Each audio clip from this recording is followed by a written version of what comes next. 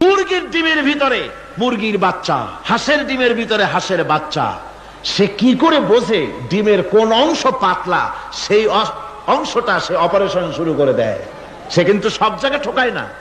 ওই ডিমের পর্দার ভিতরে একটা অংশ আছে পাতলা, সামান্য পাতলা, সেই পাতলা অংশ সে ঠুকঠুক করে একটুখানি অপারেশন করে, পর্দাটা ফেটে যায়, সেখান থেকে সে বেরিয়ে আসে। কে শিখালো যে এই জায়গায় ঠুকঠুক করে আওয়াজ কর, বেরোতে পারবি? কে শিখালো? আল্লাহ পাক শিক্ষা দিয়েছেন। এটা বায়ানের অন্তর্গত। মানুষকে দিয়েছেন বায়ান, ওকে দিয়েছেন শিক্ষা।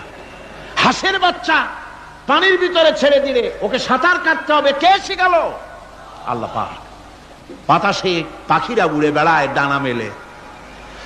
আওয়ালাম ইয়ারাউ ইলা তায়রি সাফাতিন ওয়া ইয়াকবিদনা মা ইউমসিকুহুন্না ইল্লার রহমান।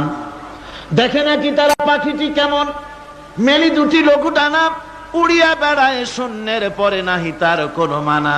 আবার সে ডানা গুটাইয়া চলে কিন্তু পরে না তবু, বলকে বাতারে শূন্যে রাখিছে ভিন্ন সে এক প্রভু। প্লেনের মতো, এরোপ্লেনের মতো দেখছেন না পাখিগুলি এরকম এরকম করে ওড়ে। আবার কখনো উঠতে গিয়ে আর ডানা দোলায় না, দুটো ডানা শরীরের সাথে মিশাইয়া একেবারে রকেটের মতো উড়ে চলে যায়, কিন্তু পড়ে যায় না। কে তাকে শূন্যের উপরে রেখেছে? জোরে কন, কে রেখেছে? এই ট্রেনিং আল্লাহ পাক তাকে দিয়েছেন। আল্লাহ পাক তাকে এই শিক্ষা দিয়েছেন।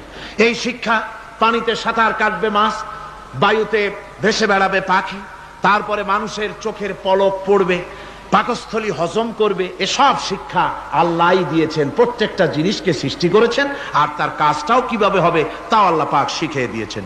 এই জন্য শুধুমাত্র এই শিক্ষাটুকুনি নয়, মূল শিক্ষা হচ্ছে আল্লামাহুল বায়ান। এর আসল অর্থ হলো মানুষের জ্ঞানের পূর্ণতার জন্য আল্লাহ পাক বায়ান দিয়েছেন। সে বায়ান হচ্ছে কোরআনে কারীম। সে বায়ান কি? কোরআন।